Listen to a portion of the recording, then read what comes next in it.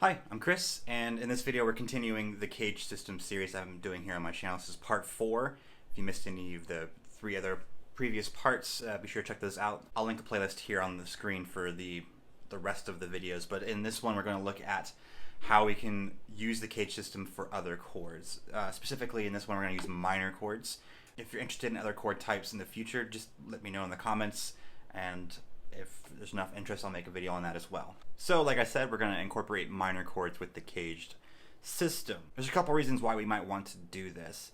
Firstly, there's 7 chords in a diatonic key. Diatonic key is just chords that happen in a regular key, and the major scale is the key that it composes most of the music we know here in the West. So 3 of those chords are major, and 3 are minor, and 1 is a diminished or half diminished chord. So by having access to just the major chords, which is what CAGED gives you, you only have access to 3 out of 7. But then learning the minor chords for it, you get access to 6 out of 7 possible chords. It gives you a lot more options around the fretboard.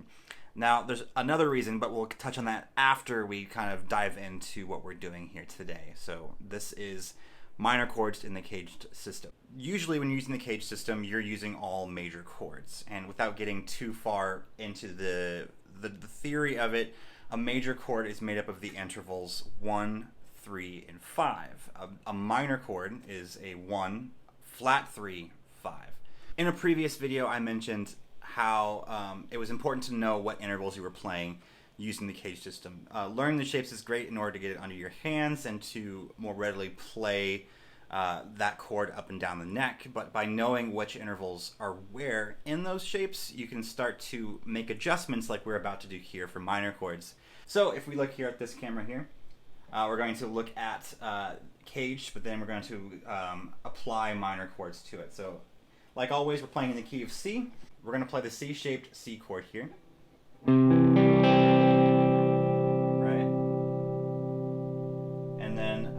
Look at those intervals there. It's a 1, 3, 5, 1.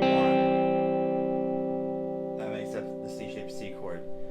But if you recall, like I said a moment ago, a minor chord is a 1, flat 3, 5. So by knowing where our third interval is, we can lower it a half step and play a minor chord. So again, here is the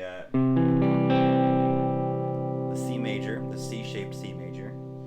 Our third interval is here on our D string, 2nd fret. We're going to lower that a half step.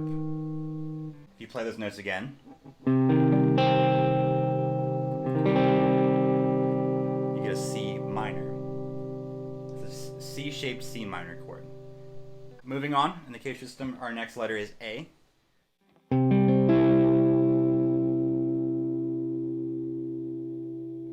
So that was your A-shaped C major chord. If you look at where the third interval lies within that, it's going to be here on your B string, 5th fret. So you take that and lower it a half step to get a flat third. You end up with this. This is an A-shaped C minor chord. Alright. Moving right along, so the G-shaped C major chord looks like that, and our third interval lies on our A string and our B string. Due to how this chord is shaped, we're going to omit playing one of them and then just make the adjustment. So we're not going to play our third interval here on the B string, 5th fret. We're going to take our third interval here on our A string, 7th fret, and we're going to lower it. Right, so you end up playing. Right, and that is our C minor. It's a G-shaped C minor. Moving on from G, we're going to go to our E-shaped C major chord, which is right here. Right, and our intervals here are 1, 5, 1, 3, 5, 1. So our third is occurring here on the G string, 9th fret. So again, we just lower it half step right there. So if you notice, our index finger is already barring the entire fretboard. So if we just remove our middle finger there from that note and play, you get an E-shaped C minor chord.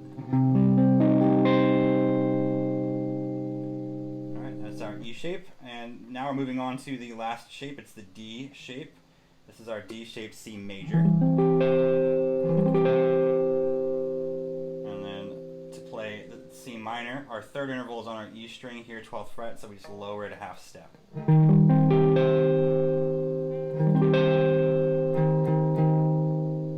Alrighty, that was combining minor chords with the CAGED system. But why did we do that? Why is it important to even consider combining those two things? As you saw there, all we did was take the third interval in each shape and flatten it a half step in order to get the minor chord.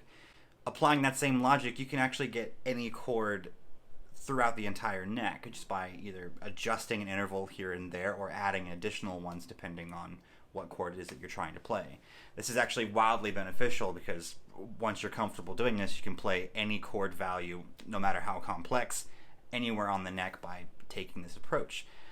It also just opens up your understanding of the fretboard that much further. So if you found anything in this video useful or enjoyed it at all, please like, comment, and subscribe. It really helps me out, and thanks for watching.